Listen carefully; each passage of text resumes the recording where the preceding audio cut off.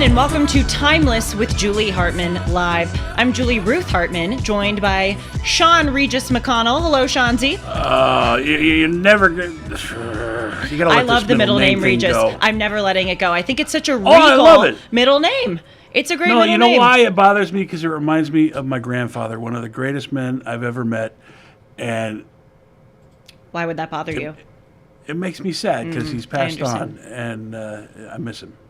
Well, I think it's a great way to honor him, and I think it's a particularly regal name. I mean, you hear some people's middle names, and it's like, oy vey. By the way, this is sort of becoming more like Dennis and Julie as we get into the show, and then we become sidetracked with these great kind of off-ramps. By the way, speaking of Dennis and Julie's on Sundays at 1 o'clock Pacific, 4 o'clock Eastern. Timeless with Julie Hartman Live is Mondays, Tuesdays, and Wednesdays at that same time, 1 o'clock Pacific, 4 o'clock Eastern. And then afterwards, we cut this live show into smaller clips, and we post them on my YouTube channel as Julie Noted videos. So things that I found particularly noteworthy about the live episode that we're doing, just cut in a shorter form for you to see it. But as I was saying, we're kind of on Timeless with Julie Live becoming more like Dennis and Julie, because Dennis and I, literally within the first 7 seconds of speaking to each other on Dennis and Julie, someone will say something innocuous, like about the spoon on the desk or something like that, and then it will launch us into this kind of life conversation that we didn't anticipate having. I have one for you apropos of this middle name discussion. So as I said, my middle name is Ruth. Sean's middle name is Regis. We were kind of joking, laughing about that this week. But there was this girl at Harvard. For those who are new to me, I went to Harvard. Now, I don't wear that as a, huge part of my identity, but Yes, you do. Oh, right. Yes, I do. Trust me. I know some people who really do. But you know what? There are more parents than kids who really wear the Harvard identity. I mean, I don't mean it as a joke. You should wear it as a badge of honor. Do you honestly think I do? I won't come at you if you say yes. I don't think you do, but I think just because of what's gone in the news and Harvard has lost some reputation points. But no, of course. I understand why you don't bring it up. Because you don't want to, I think a lot of people that go to Harvard feel like as soon as you say that, people judge you as though you think you're better than they are. But that's BS. I'm just so humble, you guys. No, I'm kidding. Harvard graduate, and you deserve the accolades, and you should just be you and be happy. I don't say it up front because I honest to God don't view it as a huge part of my identity. But whatever, that's not the point. The point is, when I was at Harvard, there was this friend that I had who was so funny, but she was kind of accidentally funny, where she wasn't intending to be hilarious, but then she'd say these things that were just could be written in a book on comedy. And so speaking of middle names, one time this friend went up to me and she said, Julie, Harvard is a lot more conservative than you would think. I said, okay. Why do you say that? And she says to me, well, people on campus, I've noticed, they call Barack Obama Barack Hussein Obama. And I said, well, that's his middle name. And she went, what? Really it is? She thought it was an insult. She thought that people on campus were trying to make his name sound Muslim and peddle the birther conspiracy theory. So she was just being accidentally hilarious. She's like, God, people are, a lot more right-wing than you would think. They call Barack Obama Barack Hussein. But now, she didn't was get a student? Yeah, she was a student. She didn't know that was his middle name. I just thought that was so funny. I would almost argue that people that did say Barack Hussein Obama were trying to say it with something. Oh, absolutely. Otherwise, you just call him Barack Obama. Right. Oh, I think it was a little bit of anyone who's emphasizing the Hussein is kind of, either way. Right. I think it was a little bit of a wink, wink, nod, nod. But by the way, I don't even think it was fair for my friend to say that is conservative. I don't think that most conservatives subscribe to the whole birther movement. She was just kind of using that as a shortcut, kind of slang term to Yeah, people like that are awesome, that are unintentionally funny. She was so funny. Kind of She like was our current stunned. president, Oh, well. Joseph Robinette Biden. Yes, well, let us say that is the only redeeming quality we have in him right now as our president, that he gives us Although, to be honest, some laughable I moments. think Trump makes me laugh more than Oh, Biden. of course. Oh, a huge But part. Trump is intentional. Yeah. I'm pretty sure he's intentional. Well, I had a friend who's liberal go to a Trump rally, and she was just curious, and she went, and she called me afterwards, and I was saying to her, what did you think? And she said it was hilarious. Like the guy, he said it was just she said it was just a stand-up comedy routine for like 45 minutes straight, and I think that's a lot of his appeal. Anyway, thought you'd like that joke about the middle name. Let's move on to more substantive stuff than middle names. Just a few news items that I think that you should be aware of. Senate Minority Leader Mitch McConnell, a Republican from Kentucky, announced today that he will not seek re-election in November. So there's going to be a new person to fill his seat. No relation. Gosh, you're right. I didn't even think about that. I am not related to Mitch McConnell. Oh. And you can't talk about Mitch McConnell without saying, You know what? I'm just thanking God right now that is the joke that you decided to make and not the freezing up joke. The freezing up joke is unkind. But well, he's going to do that at home on his own now. Yeah. Well, Yeah. It's just, look, this is happening on both sides, where we just have these leaders who are octogenarians and really, I truly don't mean this to be unkind, but need to be in a nursing home and not ruling our country. So, frankly, Senator McConnell counts as one of those individuals. Wish him all the best. He will be stepping down in a few months, okay? Another thing worthy of note, I'm sure all of you heard about this despicable, tragic murder that occurred on campus at the University of Georgia, where an illegal alien allegedly killed a nursing student, the man is 26-year-old, but the girl was in her, I believe, early to mid 20s, okay? So a lot of people have been talking about this story. There's another story that there's another illegal alien from Central America who stabbed a toddler. And just as a quick note, fulfilling the tangent hour, of course, fulfilling the prophecy that we're going to go on all these tangents, I used to call illegal immigrants undocumented immigrants. That was kind of back when I was a liberal, because I subscribed to this whole notion that, no human is illegal.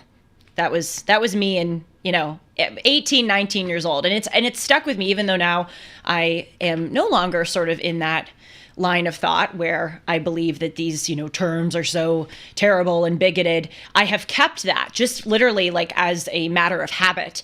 I still tend to refer to illegal immigrants as undocumented immigrants. I'm changing that now, and I'm trying to make a concerted effort to change it and actually call these individuals illegal immigrants. That's my preference, is to call them that. Illegal alien, to me, I will admit, sounds a little bit, I don't understand the term alien. I know that it's a legal term to refer to someone who is not of this country, but my preference is illegal immigrant, because I think it captures most accurately and most understandably what it is. But these people who obsess about these terms, it's like, you got to get over yourself. They're missing the entire point. Let's stop focusing on words and actually focus on what's happening here.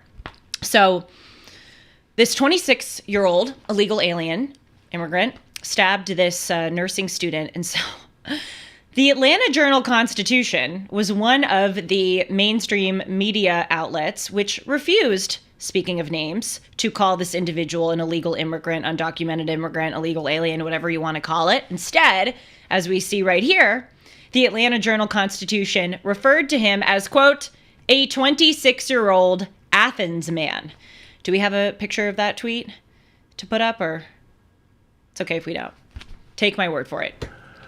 26-year-old Athens man. We're experiencing technical difficulty, but while I've interrupted you, Yeah? and I hate to do so, That's fine. I just want to thank all the people that work here. It's not just me. It's Rick. It's Tony. It's Alejo. It's Zach. We all do our best to make sure that the tweets you want to see on the screen don't make it. I hereby forgive you. No, seriously, we have such a great crew, and I know you were kind of being sarcastic, but we do. Don't worry, take my word for it that the Atlanta Journal-Constitution referred to this man as a 26-year-old Athens man. So when I saw that tweet, which we may or may not put up. You know what I thought of? I thought of a video that is pretty famous from a former president when he was accused of having improper relations, if you will, with a 22-year-old intern. Do we have that clip to play? Yes, and I don't like the way you said that. Of course we do. All right, let's play it. Here we go. I did not have sexual relations with that woman. You don't have Short the and Miss sweet. Lewinsky?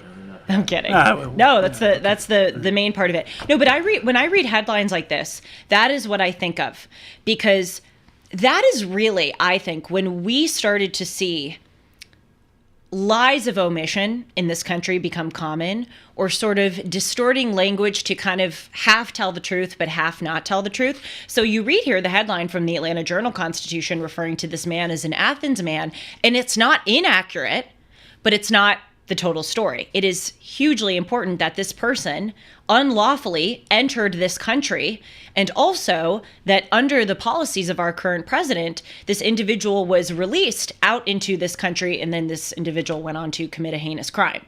So it's like a half truth, half not truth. And that really started, I think, we don't always tend to trace it to President Clinton, but I think it started with that Monica Lewinsky scandal. Because when he looked the American people in the camera and said, "I did not have sexual relations with that woman, Miss Lewinsky," he later said, "Oh, I wasn't lying to the American people. That was my definition of sexual relations. You know, I view sexual relations as, for a lack of a better way of saying it, going all the way, not going to, second or third base." So that is where we started to see it. And, it's common in really, once your eyes are kind of open to it, you see it everywhere. I'll give you another example. How about this whole idea of student loan forgiveness? That's actually, I just thought of that now. It's actually a pretty good example because it's half true and it's half not true. Recipients of student loan forgiveness have their student loans forgiven. But this idea that student loans writ large are being forgiven is not true. Nothing in life is for free, right? It's not a forgiveness as much as it is a transference of debt to taxpayers who are incurring the cost of the Biden administration waving a magic wand and eliminating these loans. Yes, misinformation. You're really on to something here. I don't know that we can pin this on Bill Clinton, but he was very smooth and very good with the wordage. The left is very good with the changing of words.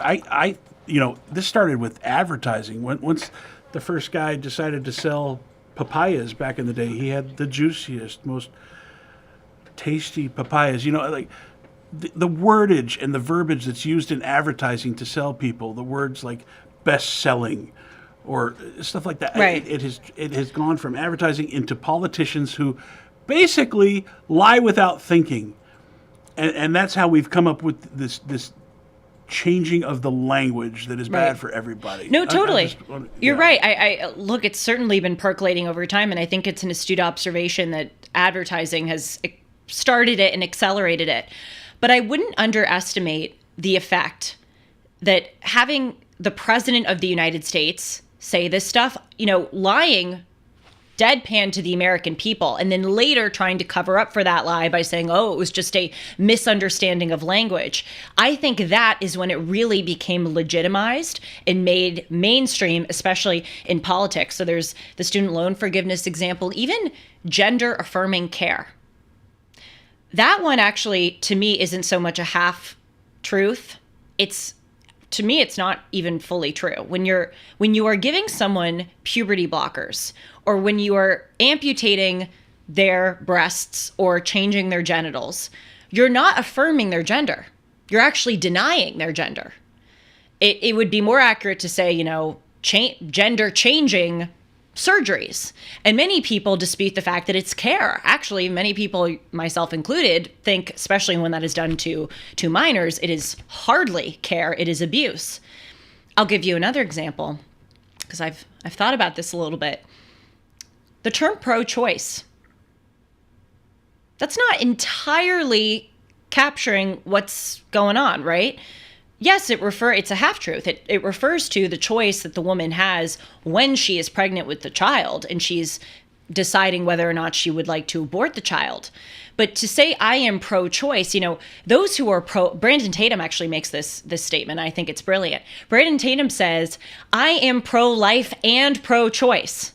I am pro people making good choices leading up to when they have sexual relations, such as using, contraception, perhaps waiting until marriage in order to engage in that. He said, I am pro all of those choices. And then if a child happens to be conceived, that is when I am pro-life. So you understand my point. A final example I'll give is something that happened recently where there was this balloon. I don't know if you guys all saw this. This was on last Friday. There was these reports that an unidentified balloon had entered into the United States. It was traversing over the western part of the United States, and then it was going over Utah and Colorado. So what did a lot of people think, including yours truly? Spy balloon 2.0, right? Because this whole debacle happened last year. It took a little bit for our government to acknowledge at this time last year when the same thing happened that it was a Chinese spy balloon. And then we have seen that that was not just a one-off incident with regard to the CCP. They sent over a spy balloon in our U.S. territory. They sent a second spy balloon over Latin American territory a few weeks after. It traversed over Colombia, over Latin America. In fact, there were many more incidents of spy balloons all around the world, including parts of East Asia, specifically Taiwan and Japan. That happened over the summer. So the CCP has been using this as, I don't even think it was so much for them about spying, because they have satellites that can read lettering on a golf ball. They have technology that is far superior to a shanty balloon. But the point is, they have time and time again over the past year proven that they're willing to send over these balloons, I think more for intimidation and seeing what they can get away with than actually spying. So back to last Friday, we get this news report that there's this unidentified balloon going over some states which are particularly stacked with American military bases. And so a lot of us were speculating that it was a spy balloon. And then we saw this report from NORAD, which is basically the Air Force, saying, no, that balloon that we identified, not a threat to the United States. And they said it is, quote, likely a hobbyist balloon. I think that's another example of the Bill Clinton half lie, half truth, right? Because the term likely there is operative. They're not saying that they affirmatively know it was a hobbyist balloon. And by the way, come on, this is the Air Force. They know. They know what a hobbyist balloon is, right? So you think NORAD is lying? I think NORAD is to engage in the same activity we're analyzing. I think they're concealing the truth. Yes, I do. Because are they telling the truth when they follow Santa? Yes, of course. Okay. Well, look, I think that it's not unwarranted to have some skepticism. Look at the track record of our government. They were the same people, not the Air Force specifically, but our government told us that, Donald Trump colluded with Russia, that the Hunter Biden laptop story was Russian disinformation. By the way, that's another example. They said that the Hunter Biden laptop story had all the earmarks of Russian disinformation. They were covering for themselves. They didn't say outright that it was Russian disinformation. They said earmarks. This is the same government who told us that, COVID-19 originated from a bat and not a lab. So I think there's not a it's not unwarranted to have some skepticism, but I found it to be interesting that they said likely a hobbyist balloon. They can tell if it's a hobbyist balloon or not. It's so important that you like to read, and then we learned this from Dennis, who likes to read the speeches rather than watch them, because when you read it, you can break down these things that sound good and slide by. Yes. But when you read it, you really break it down. That's why you're so important. Thank you. With regard to the recent balloon incident on Friday, I would like to say right now, on the record, that I'm waving the yellow flag of skepticism as far as that story that it was likely a hobbyist balloon. I could be wrong, but we've seen that people who've come out and raised some skepticism about these matters, it has turned out to age well. And by the way, does it ever occur to our government that perhaps China is disguising it as a hobbyist balloon? They want us to think it's a hobbyist balloon? I don't know. I think that's weird. But those are just a few examples. Let me know what you think. I didn't even say the telephone number. We were talking about Regis and Ruth and Barack Hussein Obama. 1-844-861-5537. 1-844-861-5537. Please do call in if you have any thoughts about what I said, especially if you'd like to challenge me on something that I said. I really do welcome that. And of course, keep it classy in the chat. So we're going to move on to talk about this crazy New York Times article from a columnist named David French, where he is talking about the alarm that all of us should have with regard to rising Christian nationalism. But before we do that, I want to quickly tell you about MyPillow. I use a lot of MyPillow products. I wear my slippers, I sleep on a MyPillow, I sleep on the Giza Dream bed sheets, and I use my towels. And you can get a lot of these products at a discount too with the promo code Hartman or by calling 1-800-566-6745. Now, obviously, MyPillow is known for the pillow, but they didn't stop at the pillow. They also created the aforementioned Giza Dream bed sheets, which look great, they feel great, they're ultra soft and breathable, they come in a variety of sizes and colors, and they're made with the world's best cotton called Giza. You can get these Giza Dream bed sheets for 50% off at $29.98. They come with a 60-day money-back guarantee and a 10-year warranty. Just go to MyPillow.com and click on the radio podcast square and use the promo code Hartman. There you will find not only this great offer, but also deep discounts on all MyPillow products, including the MyPillow 2.0 mattress topper, MyPillow kitchen towel sets, now even flannel sheets, and so much more. Call 1-800-566-6745 and use the promo code Hartman. All right, I'm looking at the chat. Someone's saying Bushushuro is still the best middle name.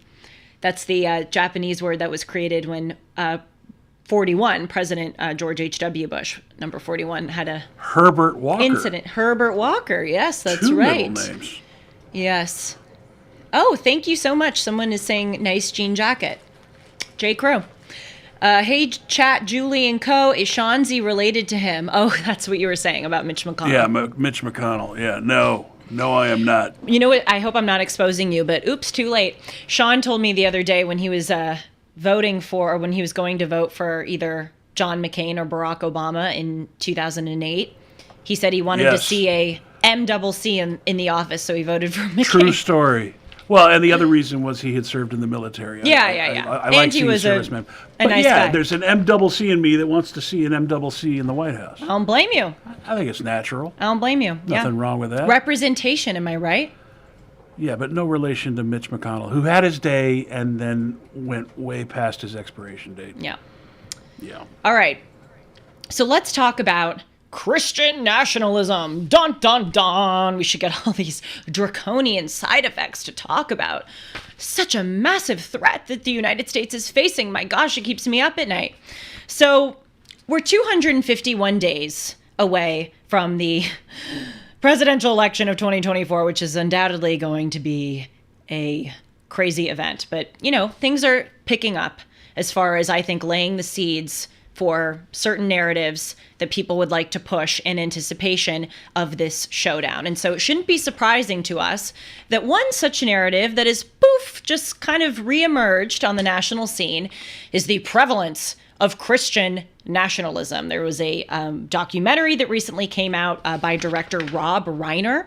Mr. Reiner was the director, perhaps producer of the great movie When Harry Met Sally, and also the sitcom, All in the Family. I've watched one of those. He should never be forgotten as Meathead.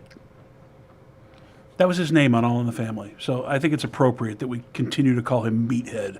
See, I'm glad I have you for those references because I've never That's watched even All in the before my Family. time, but I remember seeing it when I was a kid. Yeah. Archie Bunker and all that. I'm glad you've seen one episode. That must have been... No, I haven't seen one episode. I've seen When Harry Met Sally, but I haven't seen All in the Family. Okay. All right. What can I say, you guys? I read so much to bring you this. So He's the son of Carl Reiner, who was also a famous producer with Mel Brooks. well, bully for him. All right, continue. So we have this Rob Reiner movie. It's called God and Country, about rampant Christian nationalism. And then there was a supplementary New York Times article from a columnist named David French, who was allegedly interviewed in that documentary.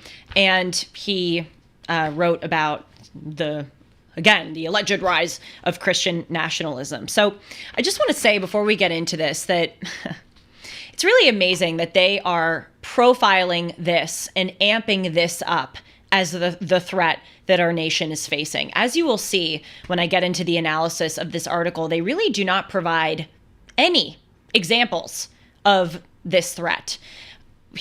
David French talks about Donald Trump's spiritual advisor and then the Chief Justice of the Alabama Supreme Court, who are allegedly a part of this Christian group which wants to influence politics. Those are literally the only two examples that David French gives. And I don't even count those as examples of Christian nationalism and the threat that it faces, because he has not made clear why those people pose a threat. Yes, Sean, I feel like a teacher calling on you. No, you have a lot to get through, and I don't want to get in the way. But last night I just stumbled across the very first episode of Timeless. Don't show me. No, you've come so far. No, please, nope. I don't want to see it. No, I'm not going to play it. No, one of the things you said was that in order for a democracy to survive or a republic to survive, you have to be proud of your nation. And we were founded as a Christian nation, and now somehow Christian nationalism is a bad thing? Amen. Huh, Okay, I said that? I just wanted to share that with you. Yes. I thought you were gonna play a clip, which I don't ever want to see. No. You were brilliant back then. You're brilliant now. Thank you. Continue. Yeah, maybe one day I'll show that to my kids, but that's not getting pulled out of the vault for several more decades.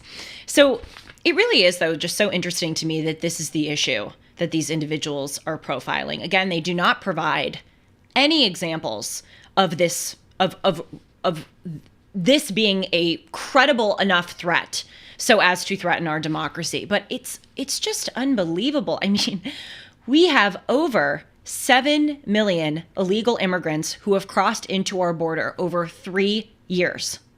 We have as RFK Jr. said, a humanitarian crisis going on at the border. Border crossings went from 330,000 in 1 year during the Trump administration to 2.5 million during 1 year of the Biden administration. They're freaking out about alleged Christian nationalism when we have this issue. How about the disastrous cash bail policies and other terrible policies which have been enacted over the past 3 years? There's this article in the Wall Street Journal recently about how Georgia is actually trying to reverse a lot of these policies, specifically with regard to cash bail. They're trying to reconstitute certain crimes, such as domestic abuse, as crimes which should obligate the state to make the offender put up cash bail. I mean, the evidence is all around us that this country has rapidly declined under this presidency. Wouldn't you say that those policies, the rampant drug overdoses as a result of drug decriminalization in Oregon, wouldn't you say that those things are more of a threat to our country than Christian nationalism? How about China? We were just talking about a alleged or perhaps, verified spy balloon that entered into the United States a few days ago. How about fentanyl? They're the ones who are making and manufacturing the fentanyl, which kill 100,000 Americans a year. They spy on us with TikTok. They have a spy base on Cuba. They have bought off our leaders, including the Biden family. They have subverted and tried to undermine our elections. They have harassed anti-CCP candidates here in the United States, including one in the state of New York who ran for New York Congress in 2022. They buy farmland next to our spy bases all around the country. But Christian nationalism, right? That's the really big threat. How about the widespread anti-Americanism and anti-Westernism which has pervaded this country? Let me read to you a few stats, and then again, you decide if you think Christian nationalism is more of a threat to our nation than this. According to a Harvard Cap Harris poll, 51% of Americans aged 18 to 24 say that the solution to the current Israel-Gaza conflict is to end Israel and give Israel to Hamas and the Palestinians. That's 51% of people in my age range. How about a recent Fire survey, which was just published, I believe, yesterday, which found that a third of Americans say that the First Amendment, guaranteeing our right to freedom of speech, has, quote, gone too far.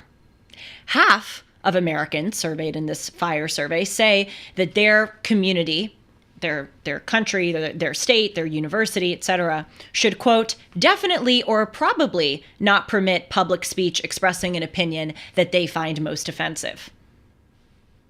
Is that more of a threat? Or Christian nationalism?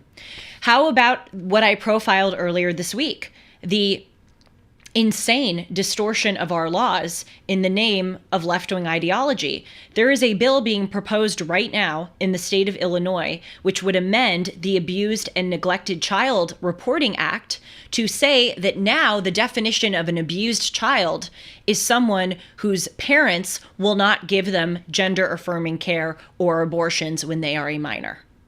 How about in California, where Governor Gavin Newsom signed into law a statute which says that if you are a department store with 500 or more employees, it is, quote, discrimination to not have a gender-neutral toy section in that store.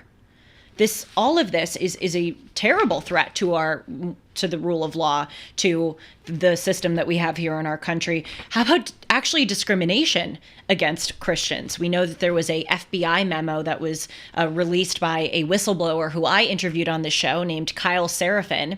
And the internal memo at the FBI said that Catholic Americans are, quote, violent extremists. We also saw that 6 pro-lifers were just sentenced to 10.5 years in jail for non-violently trespassing on an abortion clinic. And we also know that the Treasury Department's Financial Investigative Services Network, its financial crime fighting unit, is accused right now of urging banks to surveil private transactions of customers in order to find keywords such as MAGA, Trump, and Bible, in order to potentially flag those Americans as domestic terrorists. Really? But this is what David French and Rob Reiner are talking about? That's the authoritarianism that they are profiling, Christian nationalism? Let's watch just a few seconds of the trailer of the Rob Reiner movie, God and Country. We should be blazing forth as a countercultural example, and instead, we're leading the charge of malice and division. Christian nationalism uses Christianity as a means to an end, that end being some form of authoritarianism. They're told over and over and over again that you're in danger. You need to fight if you don't want to lose your country. We are in a civil war between good and evil. This is not a movement about Christian values. This is about Christian power. What happens to the people who don't believe this stuff? We are on the precipice. God is on our side! We're taking our nation back!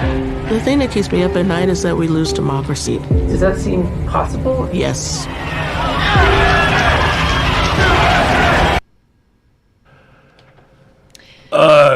You know what they do there with the national anthem? And they slow it down like horror movies do with popular songs to make it sound creepy? I hate that. Yeah. Gross. Yeah. Disgusting. Well, look, this is what the left has to do, right? They're a one-trick pony. And their one trick is sowing the seeds of division among the population, you know? They have to do this. And it's with all different kinds of groups, you know?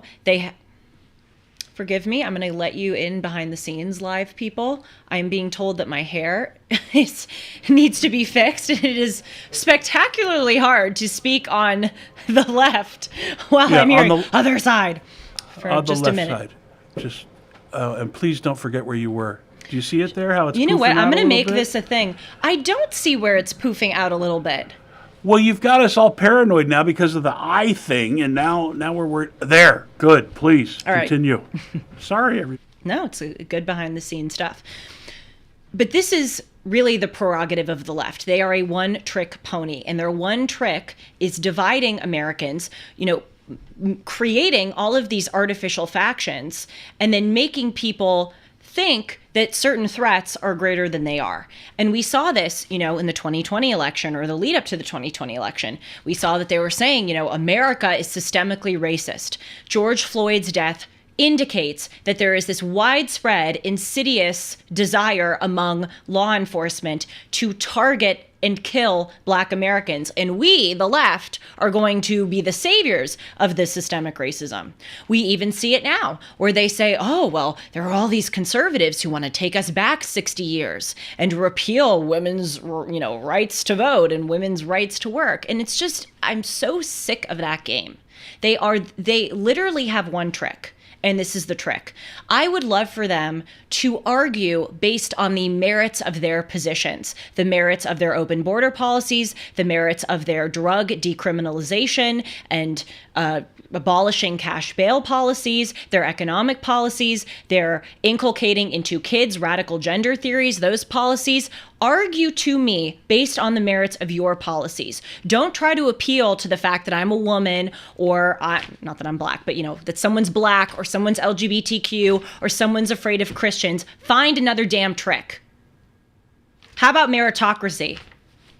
Can you tell I'm a little angry? Thomas Jefferson said, when you're angry, count to 5. And if you're really angry, count to 100. But we don't have time to count to 100 on this show. So let's look at the David French article. Here's a picture of the title of it for those of you who would like to spend your time reading it, but we're going to analyze certain parts of it. And so he wrote this article to say that we should all, quote, be alarmed by the rise of Christian nationalism. And he says, quote, I agreed to be interviewed by the filmmakers of the show, or the documentary God and Country, to make sure I could offer a sensible definition of Christian nationalism and outline exactly why Christian nationalism presents a real danger to our Constitution. Look at this. He says that Christian nationalism is a real danger, okay? So there are parts of this article where David French totally unfairly misrepresents Christians and what Christian Americans believe and what they want. And by the way, I just want to say for the record, because people do in this country kind of bizarrely care very much about who is speaking on the subject and their potential ties to the subject, I am someone who has profound respect and reverence for Christianity, but I don't know if I would consider myself to be a Christian. I have a lot of questions. I have a lot of doubts. I have a lot of things that I need to sort out with regard to my burgeoning faith and belief in God. So this is not coming from someone who is an avowed Christian. But nevertheless, this is BS, what they're saying about Christians. So I just wanted to say that up front.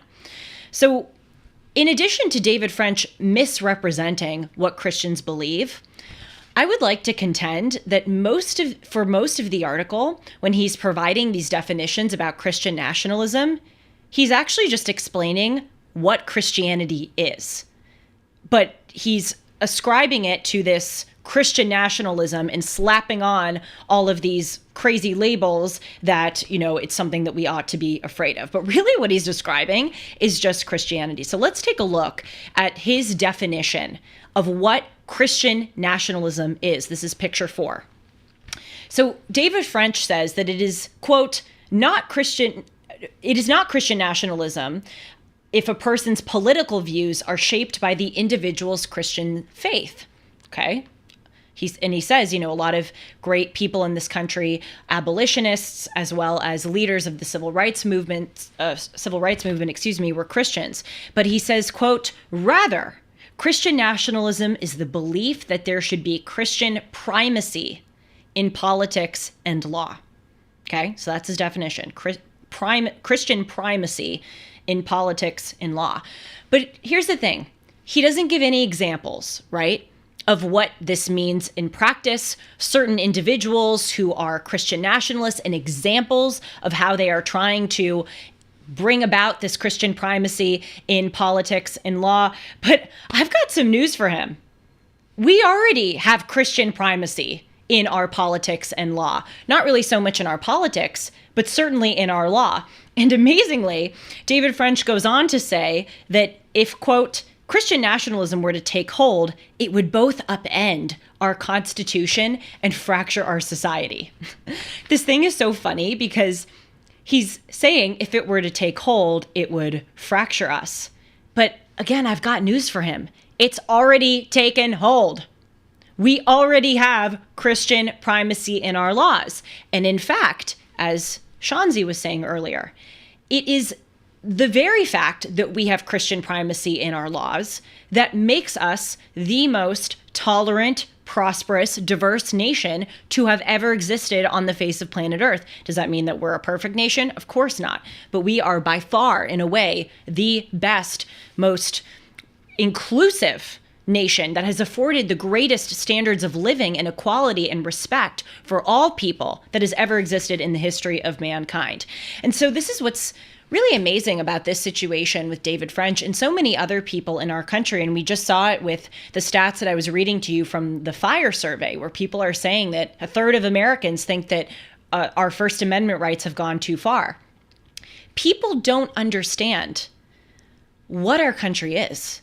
They don't know our history. They don't know the basis of their freedoms. They don't know that they are standing on a foundation of such sacrifice and principle that people over generations slogged to give us, and they're standing on that foundation and they're stomping on it and they're trying to tear it down because they don't understand it. Actually, I may have a more cynical view. I think some of them just don't understand it. Others of them understand it and nevertheless are engaging in this crazy, destructive impulse because, I don't know, they want to find meaning in their lives, but it's not going to end well for any of us if they continue to do this. So I want to talk for a few moments, though, about this Christian primacy in our laws, because clearly Mr. French, among others, doesn't understand it. It's not that we have a theocracy. A theocracy is a country where there is a state religion, and religion and religious mandates are imbued and in all of the laws and procedures. You know, prior to the American Revolution, when we were colonies, there were several colonies which were kind of mini theocracies. For instance, in Virginia, one of the earliest legal codes actually mandated that colonists go to church every Sunday. That's more of a theocratic, rule of law. Iran and many countries in the Middle East are Islamic theocracies where they are ruled by Sharia law, where, for instance, there are certain laws which say that the criminal responsibility for women is younger than that of men. Those are countries where you cannot be another religion besides Islam, and you cannot have a legal system which is irrespective of the religion. The legal system and the religious system are very much tied together. So here in the United States, we don't have a state religion. We don't have a theocracy. By the way, there are a lot of Western countries who actually do. Britain is one such country which has a state religion, Anglicanism, and the King of England, King Charles, is not just head of state, but he's the head of the Anglican Church, and that seems to be a thriving democracy. I'll give you another one, these Scandinavian countries, which so many people on the left say, oh my gosh, those people are so much happier in Scandinavia. If only we were like Scandinavia. Well, most Scandinavian countries, including Norway, Denmark, Iceland, and Finland, have official state religions. So this idea that even if there were an official state religion in the United States, that, democracy would be wiped out in 5 seconds, that's not supported by the evidence of other Western countries who have state religions. And we don't have a state religion in the United States, nor am I aware of really any, I'm sure there are, people, but I am not aware of any individuals or groups who have a serious push to try to establish a state religion here in the United States. And but our laws, the legal tradition that we have established, although it doesn't mandate Christianity as a state religion, it is heavily, to our benefit, infused with Christian primacy. For instance, let's look at the idea that all men are created equal. Where does that come from, right? Do you think the founders just sat together and they were just, these moral geniuses, irrespective of any kind of influence, who sat and they went, for all of human history, people have been treated brutally unequally, but we're going to put our heads together right now and decide that we're going to change that because we think so. No, they were deists or deists, however you want to pronounce it. It's like data and data. I don't have a preference on either one of those, but they took religion so seriously, and they read in the Bible within the first few chapters of Genesis that all of us are created in the image and likeness of God. And that applies to men as equally as it does to women. I love to cite this the first time that a woman is ever mentioned in the Bible, when God takes the rib of Adam and fashions it into a female, the verse in the Torah is, I have made you, Adam, a helper who is your equal. So immediately it is affirmed from the start of the Bible that men and women are equal. So our founders took those parts of the Bible, which we now take for granted. We think that they just exist in the ether, this idea that all men or all people are created equal. It doesn't just exist in the ether. I was just talking about Iran. Iran does not treat people equally, especially not women. It is mandated in their culture, frankly, in their religion, and certainly in their laws, that women are subordinate to men. That is not just an idea that we as a human civilization have universally accepted. It is a Judeo-Christian idea that we and our founders here in the United States took because they took Judeo-Christianity seriously, and they established this system, which David French is now saying, oh, it would be so bad if it were to ever take hold. It has taken hold, and you're the beneficiary of it. That's one example. Another example, universal moral standards, which should be applied to everyone. If you look at the 10 Commandments, do not steal, do not murder. I mean, those are things that we just, took from the 10 Commandments, plopped into our Constitution and into our rule of law. And again, people think that those things are just, things that we would normally come to without God. I think thousands of years of human civilization where murder was rampant, and in fact, murder was sanctioned. If someone, raped your sister or did something horrible to your family member, it was actually seen as an act of pride, an obligation of revenge to go and murder that person. It is only really because of our Judeo-Christian heritage that we have created a society where we have these laws against murder. A few more examples to show the Christian primacy in our law. Men are not basically good. That is a fundamental truth of the Bible. And we have taken that. And that was something that our founders took so seriously, in fact, that they created the Bill of Rights, which is a unique document in all of human history, in that it specifically outlines things that the government cannot do to you. There are many countries which have iterations of bills of rights or, certain guarantees given to the population.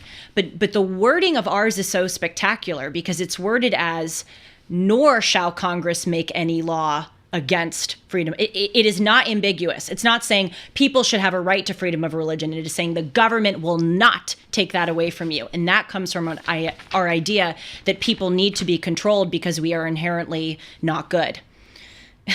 Ironically, as a final example, even the separation of church and state is a Christian idea. Isn't that funny? There's a passage from the book of Matthew where Jesus says, quote, render to Caesar the things that are Caesar's. Caesar was the Roman emperor at the time. And to God the things that are God's. And we have used that as the basis of having a separation of church and state. But again, people fundamentally don't understand this. They don't understand our roots. Let's look at another clown, sorry to say it, but an absolute clown on MSNBC, who similarly doesn't understand how much we are all benefiting from our Judeo-Christian roots and instead ascribes these things as Christian nationalism. Oh my God. Let's play it. One thing that unites all of them, because there's many different groups orbiting Trump, but the thing that unites them as Christian nationalists, not Christians, by the way, because Christian nationalists is very different, is that they believe that our rights as Americans, as all human beings, don't come from any earthly authority. They don't come from Congress. They don't come from the Supreme Court. They come from God.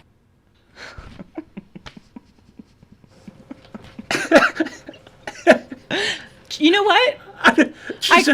I called her a clown, but she's right. I mean, she didn't say anything inaccurate. The reason I called her a clown is because she's saying it with this haughty superciliousness, like, oh my God, those Christian nationalists. They're so primitive. They're so crazy. No, she did say something wrong. She said something wrong. She said that people that orbit Trump, these Christian nationalists that orbit Trump, Christians had a big problem with Trump when he first arrived on the scene. Do we forget this? Of course. That was the biggest problem, is they didn't think that Christians would support Trump as a candidate. And one could argue that Christianity actually makes Trump a better person than he was before all that happened. But they like to spin all this into cute little words that, they orbit Trump and that Christian nationalism is somehow bad. And that, yes, our rights come from God, unalienable rights. I don't want them to come from the Supreme Court or Congress, please. It's just, I'm just baffled, because to me, it just seems so obvious and so obviously beautiful and such an obvious protection of all of us that our founders were wise enough to put in our Declaration of Independence that we are endowed by our Creator with certain unalienable rights, that among these are life, liberty, and the pursuit of happiness. You know why they did that? Because if we are endowed by our Creator with certain rights, the only way they can be taken away is if our Creator takes them away. If men endow us with certain rights, then men can take us away. I mean, this is the thing that drives me bonkers, that frosts my cookies like none other, is that especially if you are secular, or especially if you are atheist, and you don't believe in any of this stuff, you should rejoice at the idea that our country holds that our Creator gives us rights as opposed to men. You should recognize that you are the beneficiary of that idea, even if you don't believe it, because it creates a foundation. It sets some things in stone. And it says no matter what men's proclivities, desires, rules are, these things, these certain rights, our right to be treated equally, life, liberty, and the pursuit of happiness, those are codified in stone and they will never be taken away. Amen. Don't say that, you Christian nationalist. I'm alarmed. No. I'm alarmed.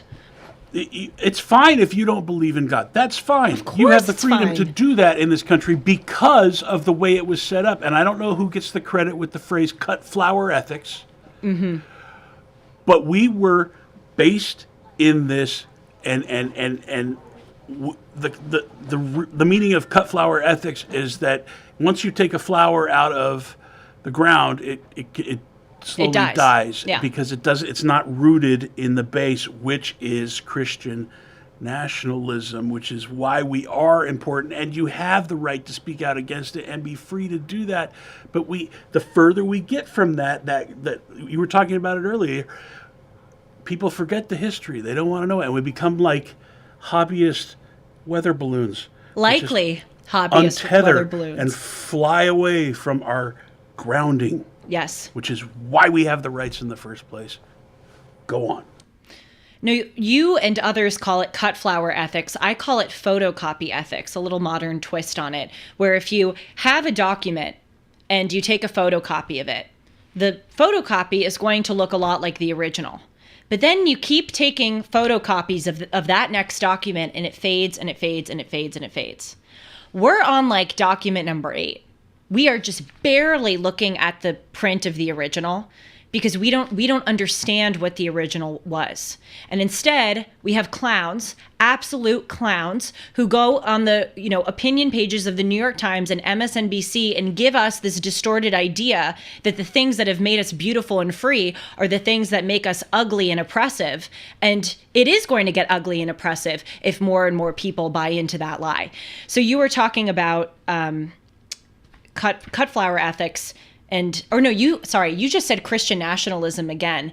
And when you said it, when I heard someone else saying it, I realized that it really is, it's been made up to be this crazy term, but like most people who are Christian nationalists. One of my best friends is Muslim. He's a Muslim national, we have so subscribed to this idea that these terms, if we hear them enough, and people have said enough that they're so dangerous, we hear them and then we have this kind of like Pavlovian response, bad. It's almost like Trump, bad. Orange man, bad. Christian nationalism, bad association. Really think about that term. Is it bad? Let's look at how he defines it. This is picture 4 again. So he originally defined Christian nationalism as Christian primacy in politics and law. We've dealt with that.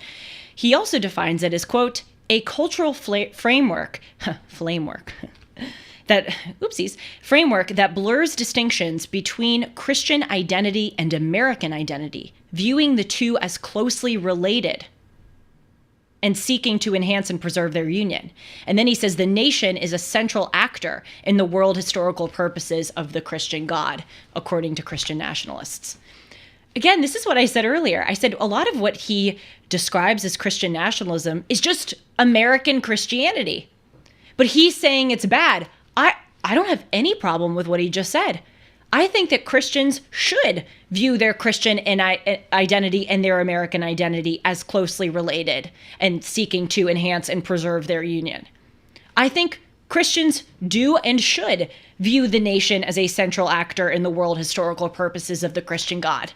I mean, David French earlier in the article, to try to, throw out a little bit of a bone and act like he, isn't as anti-Christian as it appears he really is. He said, I recognize that Christians have had great influence in this country, and I'll give him credit for acknowledging that.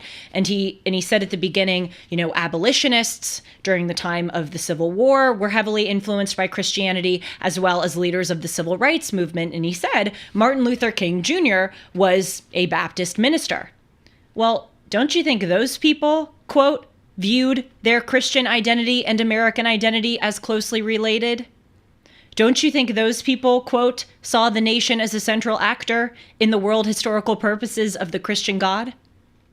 Well, if my asking that question isn't enough for you, why don't I read some quotes from Martin Luther King Jr. that would seem to corroborate the fact that he viewed his Christian and American identity as central, and Christianity was one of the primary impetuses in pushing the civil rights movement forward. According to Martin Luther King, quote, he advises us to, quote, always be sure that you struggle with Christian methods and Christian weapons. That's what he advised people during the civil rights movement. Always struggle with Christian methods and Christian weapons. And what he meant by that, he elaborated by saying, never succumb to the temptation of being bitter. As you press on for justice, be sure to move with dignity and discipline, using only the weapon of love. Really, I was thinking I should order a Martin Luther King Jr. book, the writings of his. He's such a fabulous, fantastic writer. I'll read you another one. Quote, segregation is a blatant, I'm starting that one over. Quote, segregation is a blatant denial of the unity which we all have in Jesus Christ. Talk about viewing your American identity and your Christian identity as closely related. Talk about viewing, your nation as a central actor in the purposes of your God. Quote, segregation is a blatant denial of the unity which we all have in Jesus Christ.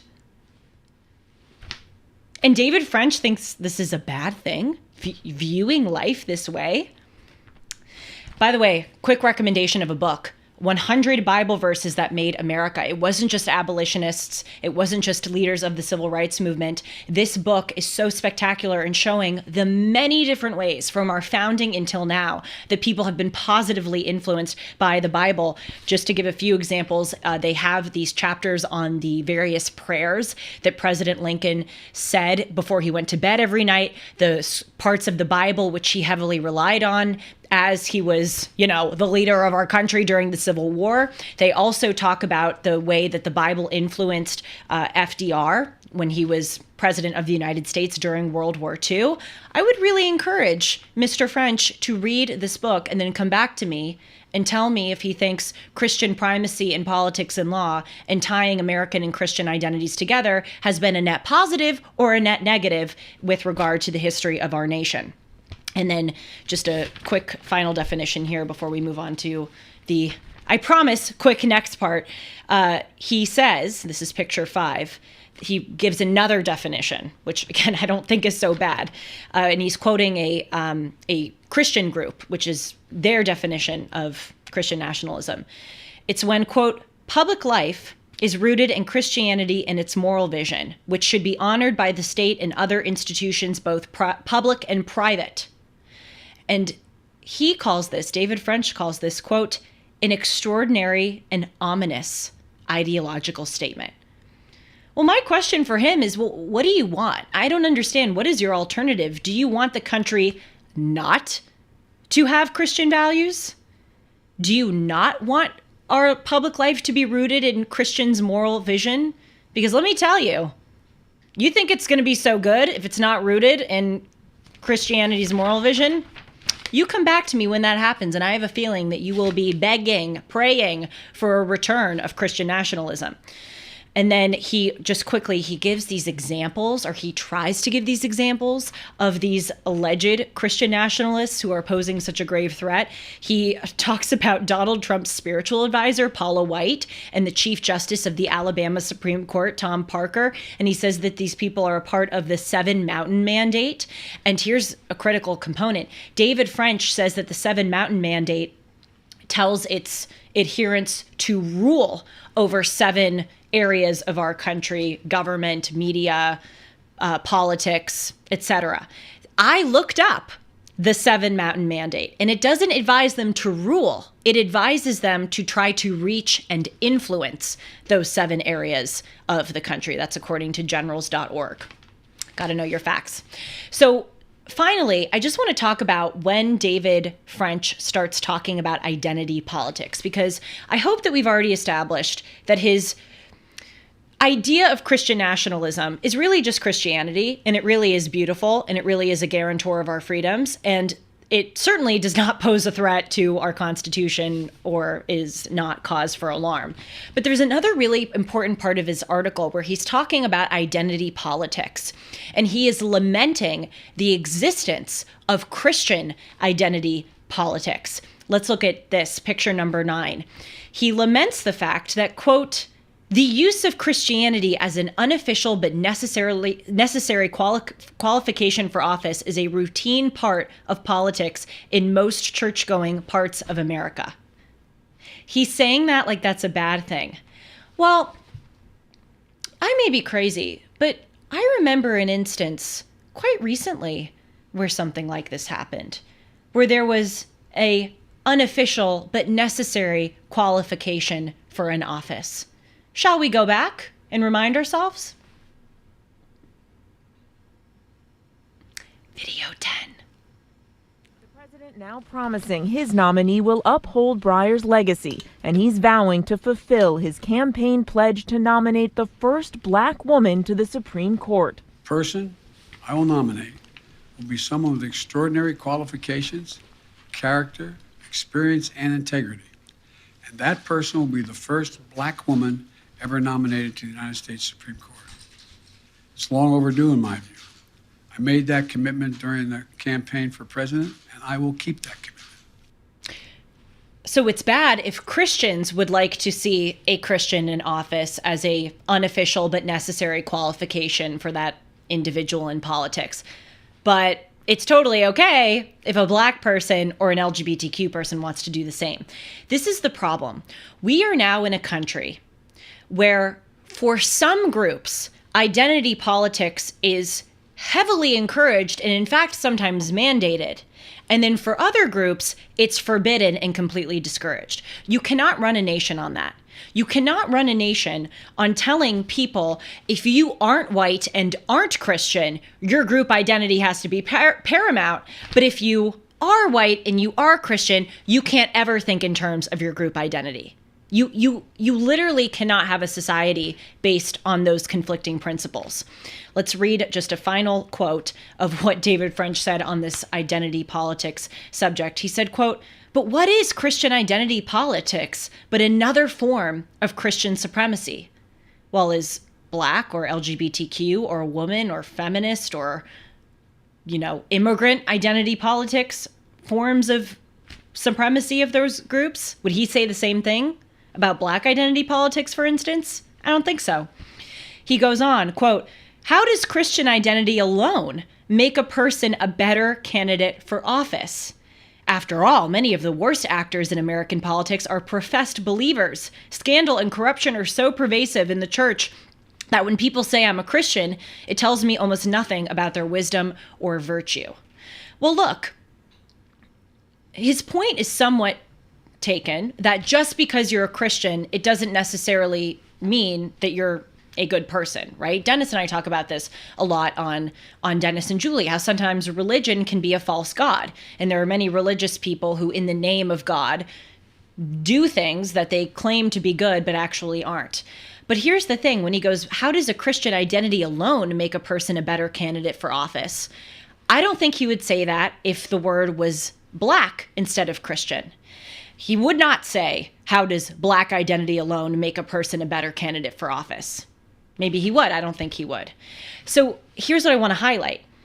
It is far more reasonable to think that a Christian identity alone makes a person a better candidate than a black or female or lesbian or bisexual identity alone. Why?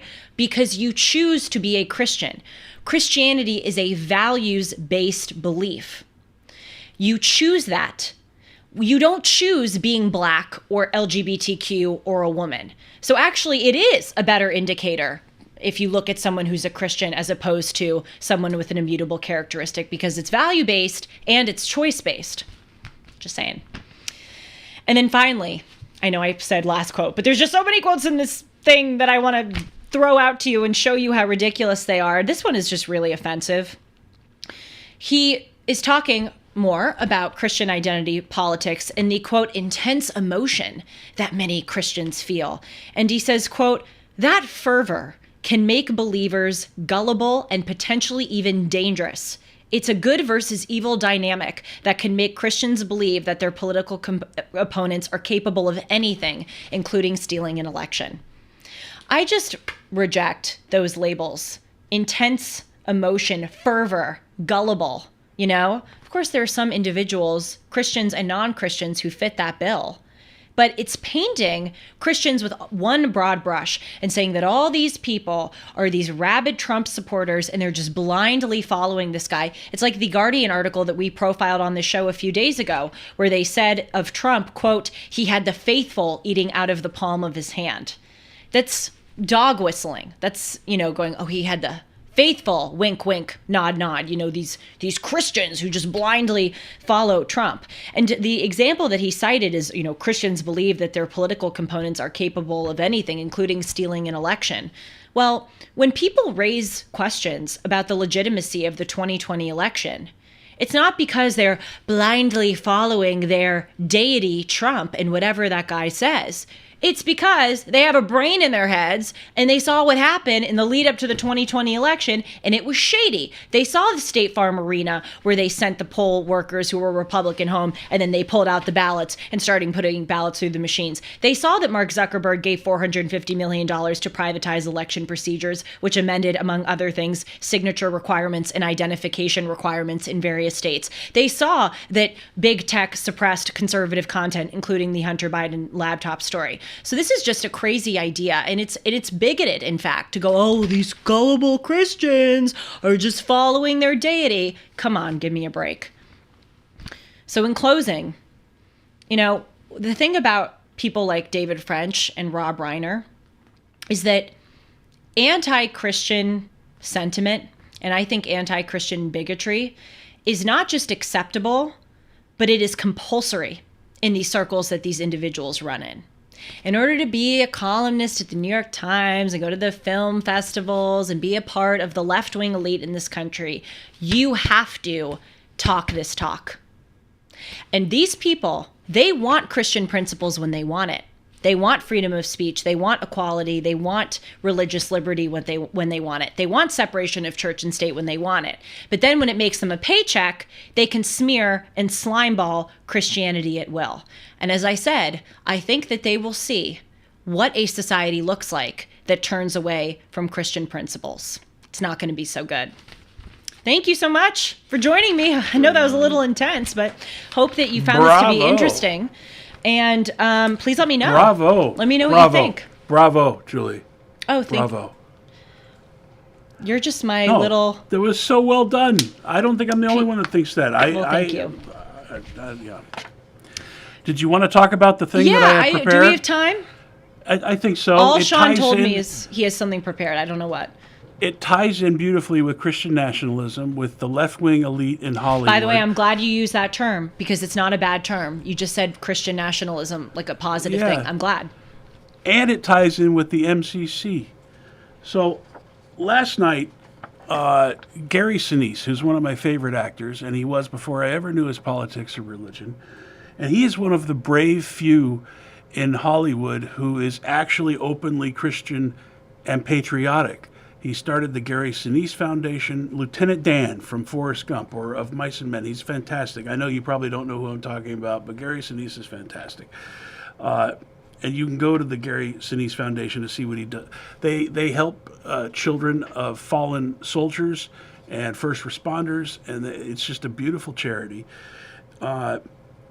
He had a son, McCanna, McCanna, known as Mac Sinise, who reached the age of 33 and apparently passed away in January. He had succumbed to his cancer, which was known as a very rare cancer, chordoma, which is a cancer of bone tumors. And Instagram and Twitter and everything blew up last night in response to this, sending prayers and thoughts to the Sinise family. And it's important. I just became aware of it last night, and what I realized is that Max Sinise, they were both faithful, and they believed in what they're doing. He was a music student at USC. I had a whole script and parts of what Gary Sinise wrote, which you can read at the GarySinise.org/Mac-tribute. We'll leave the links in the summary. He really struggled after he was diagnosed in 2018, had 5 spinal surgeries. They found out the same year in 2018 when he was diagnosed that his wife was also diagnosed with breast cancer, and she has thankfully recovered and it's in remission. But it's a very rare, it affects about 70, something like that, 70 people in the United States a year. That is so rare. And about 30% of people that have the surgeries, it comes back and it doesn't go away and they can't be cured. And that's what happened to Mac. In the process of going through all he was going through and working for the foundation, they found some of the music that he had composed when he was going to USC. And with the help of a couple fellow students, they 5 months before he passed, or towards the end of last year, they brought him in. And, well, let's play the clip of Gary on Fox News talking about his son with Raymond Arroyo. That's what's so inspirational about it, is that seeing him come alive again and rediscover something that he thought was kind of a part of his past, and rejuvenated him so beautifully. And you can see the music at his YouTube site, Max Sinise, on YouTube, and they've gone into the studio again, and they've got some new music coming out as well. It's just beautiful to see. He's a very, very talented guy, and teaming up with his buddy Oliver, it's just some chemistry just happened, and they just exploded and started making this music together. It's beautiful to see him doing it. He started playing harmonica because he can't play drums anymore, and in fact, he told me one time, he said, "Dad, maybe I should have learned harmonica years ago. I wouldn't have had to schlep the drums all over the place to play." So today, I just thought it would be nice to end the episode in honor of Max Sinise. And I'm going to show a little video of something he composed called Arctic Circles. There will be an album forthcoming. We'll leave the link for that, too, if you want to see more about this or purchase his album. So here we go.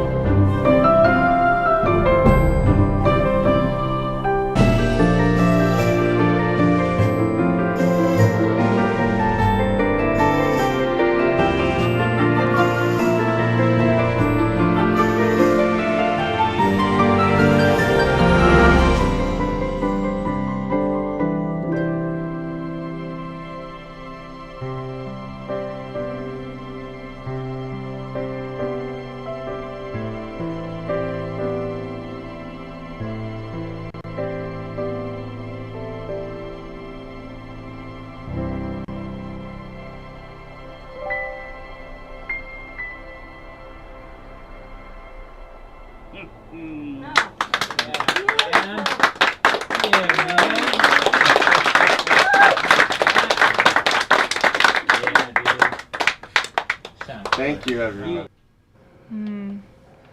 Oh, it's so sad. Let's dedicate the show to him today. May he rest in peace. Sean, thank you so much for pulling these clips. It's very important to show. You know, it's so weird. I was in a restaurant the other day, and I'm someone who always is like constantly thinking about life and constantly having these life revelations. I always say it's like sometimes these fireworks are exploding in my brain. And I had this crazy moment the other day where it just hit me. I was looking around at all these people in the restaurant, and I thought, all of us are going to die. And we have no idea how soon. And I was looking at these people, and I know it sounds a little weird, but I'm staring at these people, I'm going, that person could get hit by a car tomorrow. That person could have 5 minutes left and not know it. That person could get, where are all these people going to be in a year? Where am I going to be in a year? These people who I'm at the dinner table with, how much time do we have left? And I realized that if we, as sinister as it may sound, if we made that more a part of our lives, if we were more aware of our own mortality, we would live happier, better, healthier, more intentional, and more principled lives. Because as we see with Mac, we never know, Do you think thought he was the person who would get the disease that only 70 people have? We cannot be so hubristic as to think that we're the ones that will make it until the end. As a downer as it seems, this could all be us. And we should remember that. Thank you. And, I'm trying to get more into music. That was beautiful. I really should look up some more of what he's done. And I encourage everyone to do the same. I'll look that up, and maybe we'll play some more of it again on the show. Thank you all so much for being here. I hope that you enjoyed it. And again, please do let me know your thoughts on all of this, especially if you have things you want to challenge me about. I welcome that. Please email me at julie@julie-hartman.com. You can follow me on Instagram and Twitter at Julie R. Hartman. And as a reminder, Julie Hartman Live, Timeless with Julie Hartman Live, is Mondays, Tuesdays, and Wednesdays at 1 o'clock Pacific, 4 o'clock Eastern. Be sure to check out Dennis and Julie this Sunday at 1 p.m. Pacific, 4 p.m. Eastern. Take care, everyone. Be well. I'll see you soon.